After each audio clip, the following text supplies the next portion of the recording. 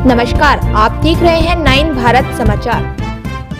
नमस्कार, आप देख रहे हैं नव भारत समाचार। मैं हूं नेहा राठी। आइए देखते हैं आज की बड़ी खबर। लालकुआं बिंदुखत्ता को राजस्व ग्राम घोषित करने की मांग को लेकर शनिवार को क्षेत्र के लोगों ने आवाज बुलंद की। वन अधिकार समिति बिंदुखत्ता और पूर्व सैनिक संगठन के नेतृत्व में बड़ी संख्या में बिंदुखत्ता वासी तहसील लालकुआं पहुंचे, जहां उन्होंने तहसीलदार के माध्यम से मुख्यमंत्री को ज्ञापन भेजा। वहीं दिए गए ज्ञापन में कहा गया है कि वन अधिकार अधिनियम 2006 के तहत जनपद नैनीताल के वन ग्राम बिंदुखत्ता को राजस्व ग्राम घोषित करने का दावा 19 जून 2024 को जिला स्तरीय वन अधिकारी समिति द्वारा सर्वसम्मति से पारित किया जा चुका है, लेकिन इसके बावजूद अब तक इसकी अधिसूचना जारी नहीं की गई।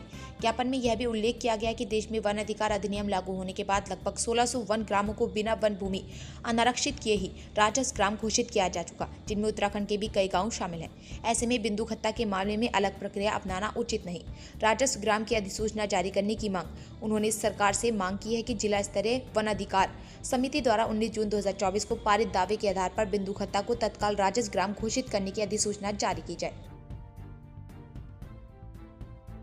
धन्यवाद सर आपका। जो आज हमारा जो ज्ञापन देने का मकसद जो था, वो जो अभी हमारे संज्ञान में आ रहा है कि एक कैबिनेट में प्रस्ताव पास करके भारत सरकार को भेजा जाएगा, जो कि सीधे सुप्रीम कोर्ट का रास्ता है।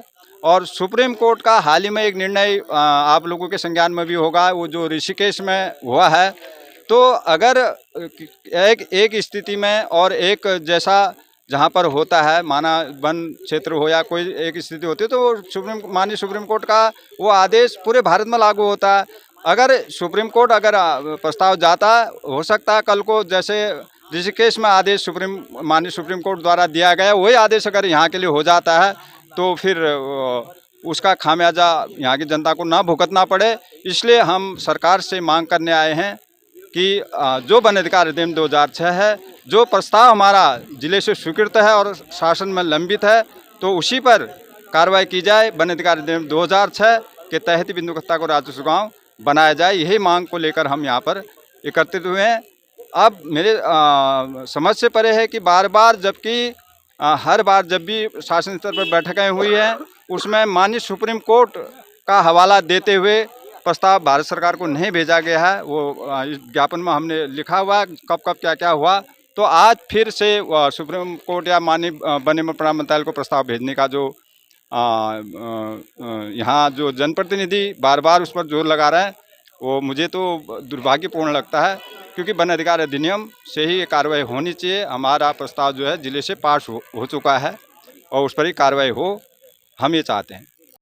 देखिए, आज वन अधिकार समिति और पूर्व सैनिक संगठन द्वारा मुख्यमंत्री जी को ज्ञापन सौंपा गया है। उसमें ये कहा गया है, वन अधिकार अधिनियम 2006 के तहत अन्य राज्यों में 2 करोड़ 38 लाख एकड़ ज़मीन जब पक्की हो गई है, तो हमें बिंदुखत्ता में भी ये मालिकाना हक मिलना चाहिए। और जिस तरह से पूर्व में अभी हमारे सम्मानित इस क्षेत्र के जनप्रतिनिधि द्वारा कहा गया था कि हम कैबिनेट में प्रस्ताव ला करके इसको आगे केंद्र में भेजेंगे, तो मैं ये कहना चाहती हूँ, जिस तरह से वो निर्वनीकरण की बात कर रहे हैं, तो उससे कैसे हम लोग इस क्षेत्र में इसके बदले दूसरी जगह ज़मीन लैंड ट्रांसफ़र हो पाएगी। उसी तरह सुप्रीम कोर्ट में भी रोक लगी गई है। मेरा ये मानना है कि सरकार और सभी सम्मानित अधिकारियों से इसकी कार्रवाई जल्दी से जल्दी वन अधिकार अधिनियम 2006 के तहत करनी चाहिए, क्योंकि उत्तराखंड राज्य में 6 गाँवों में भी वन अधिकार अधिनियम 2006 की तरह राजस्व गाँव बने हैं, तो उसी के आधार पर बिंदुखत्ता को भी राजस्व गाँव बनना चाहिए। तारीख से सत्र चालू हो रहा है, तो उसमें भी हमारे जो क्या कहते हैं नेता प्रतिपक्ष हैं, जो हमारे वन मंत्री हैं, उनको भी ज्ञापन दिया गया है। उसमें भी इसकी मांग को उठाया जाएगा और भरपूर तरीके से इसको पूरा किया जाएगा। हम लोग बिंदुखत्ता राजस्व गांव को लेकर संघर्षरत हैं और इसी क्रम में हमने 2006 अधिनियम को लेकर वंदना मैडम के समय में हमारी फाइल शासन स्तर को चली गई है और शासन में भी चीफ सेक्रेटरी ने मुख्य सचिव राजस्व को निर्देशित किया गया है कि भाई त्वरित बिंदुखत्ता राजस्व गांव की अधिसूचना जारी करें। इस आदेश के बाद क्या ऐसा होता है कि आज तक वो फाइल शासन में क्या कर रही है, उसके बाद वर्तमान विधायक ये कहते हैं कि भाई ये डिसफॉरेस्ट से होगा।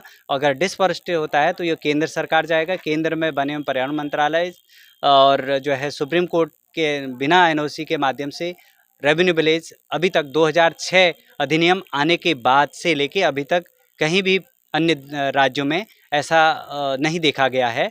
तो ये संभावना है कि अगर सुप्रीम कोर्ट इस कानून के माध्यम से अगर इस पर हमारी फाइल जाती है, हो सकता है कि वो इस पर अतिक्रमण हटाने की बात करें, जैसे कि ऋषिकेश में हुआ।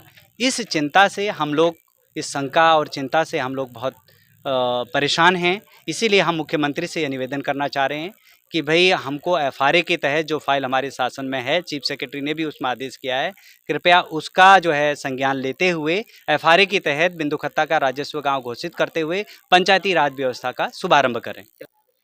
कैबिनेट की तो अभी जस्ट 2 बैठकें हो चुकी हैं, अभी तक तो नहीं हुआ है। अब ये सदन का मामला तो दूसरा है। हो सकता है कि सदन कुछ ऐसा करे, और ऐसा करेगी तो फिर ये आप समझ ही रहे हैं कि ऋषिकेश हमारे सामने उदाहरण है। तो ऐसा मेरे ख्याल से उच्च स्तर में ऐसा नहीं होगा, ऐसा हमको लगता है, और इसी की मांग हम मुख्यमंत्री से कर भी रहे हैं। नहीं, हमको लगता है कि उन्होंने कुछ सोचा होगा। अब उन्होंने जो भी सोचा है, हमें पहले सुरक्षा करें। हमारी सुरक्षा की क्या गारंटी? आप कुछ भी करो, राजस्व गांव कैसे बनाते हो हमें नहीं पता, लेकिन हमको ये पता है कि एफआरए की तरह हमारी फाइल वहाँ गई है, तो उस पर काम हो। और अगर आप इसको शासन में बैठे, सुप्रीम कोर्ट अगर कुछ ऐसा ऑब्जेक्शन करती है, तो हमारी सुरक्षा की क्या जिम्मेदारी है, और अगर बाय द वे ऐसा होता है तो इसके जिम्मेदार कौन होगा? हमारी मांग तो बार बार वही है कि जल्द से जल्द बिंदुखत्ता राजस्व ग्राम बनाए जाने की अधिसूचना जारी करे सरकार, जबकि हमारा 19 जून 2024 को वनाधिकार अधिनियम 2006 के प्रावधानों के अनुसार हमारा राजस्व ग्राम बनाए जाने का दावा जिला स्तरीय वनाधिकार समिति द्वारा स्वीकृत हो चुका है। उसके बाद भी शासन में इतने समय तक उसको लंबित रखने के बाद वापस उसे भेज दिया जाता है, और अभी हमारी जानकारी में आया है कि इसको कैबिनेट में प्रस्ताव ला करके सरकार इसको केंद्र सरकार के पास भेजना चाह रही है। और केंद्र सरकार में जो प्रस्ताव जाता है उसमें एक प्रावधान है कि वो बिना सुप्रीम कोर्ट की अनुमति के वहाँ पर उसे स्वीकृति नहीं मिलती है। तो इसमें जो वन भूमि को अनारक्षण वाली जो बात है, उसमें एक 13 नवंबर 2000 का एक सुप्रीम कोर्ट का आदेश है, नो पेंडिंग ऑफ फर्दर, जो जितने भी उसमें इस तरह से लिखा हुआ है कि जो भी उसमें वन क्षेत्र हैं, अभ्यारण्य हैं, सेंचुरीज हैं, या जो भी इस तरह के क्षेत्र हैं, उनका किसी भी तरीके से डी रिजर्वेशन नहीं किया जाएगा, कोई भी अनारक्षण नहीं किया जाएगा। जब वो आदेश स्पष्ट है और उसके बाद भी तत्कालीन सरकारों ने यहाँ पर उसमें सुप्रीम कोर्ट जाने का रास्ता जब उचित नहीं प्रतीत होता है करके, वो हमने आज जो ज्ञापन दिया है उसमें उसके संलग्नक लगे हुए हैं, सारे एनेक्जर हमने उसमें लगाए हैं। तो उसके बावजूद अभी इस समय जो ये फिर से एक नया सिगुफा छेड़ा जा रहा है कि उसको कैबिनेट से पास करा करके फिर हम उसको वहाँ भेजेंगे, जबकि इस पर सारी एक्सरसाइज पहले हो चुकी है, और पहले भी कई विद्वान सरकारें रही हैं, अधिकारी रहे हैं, उन्होंने काफ़ी इस पर मनन करने के बाद ही ये किया है। दूसरी हमारी मांग ये है कि जब वर्ष 2006 में वनाधिकार अधिनियम 2006 आया, उसके बाद पूरे देश भर में जो इतनी जटिल प्रक्रियाएँ थी उनका सरलीकरण हुआ। इस कानून में प्रावधान है कि इसमें अनारक्षण की कोई आवश्यकता नहीं है। राज्य सरकार अपने अधिकार क्षेत्र में उसके आता है कि वो अपने जिला स्तरीय समिति अगर उनको दावे स्वीकृत होते हैं तो वो उनको भूमि का मालिकाना हक दे सकती है। तो 1600 से अधिक गांव इसमें पूरे राजस्व ग्राम बने हैं। 2 करोड़ 38 लाख से अधिक एकड़ ज़मीन पर जो है लोगों को मालिकाना हक मिला है। तो हमारी मांग यही है कि जब पूरे देश भर में इस कानून का क्रियान्वयन हो रहा है तो हमारे यहाँ पर उसकी गति इतनी धीमी क्यों है, जबकि हरिद्वार और रामनगर में 3-3 गांव इसमें हुए हैं 2024 में, लेकिन सरकार इस तरफ नहीं ध्यान दे रही है। तो हमारा कहना यही है कि अगर इस तरह का कोई भी सुप्रीम कोर्ट में जाकर के ये मामला अटकता है या कुछ भी इसमें हमारे अगेंस्ट अगर कोई भी मामला वो बनता है, तो इसकी पूरी जिम्मेदारी हमारे क्षेत्रीय जो जनप्रतिनिधि, विधायक जी, सांसद महोदय या सरकार की होगी। हम इसीलिए ये कहते हैं कि इस प्रक्रिया पे न जा करके आप वनाधिकार कानून के तहत ही हमें हमारे अधिकार देने के लिए हम अपनी मांग कर रहे हैं।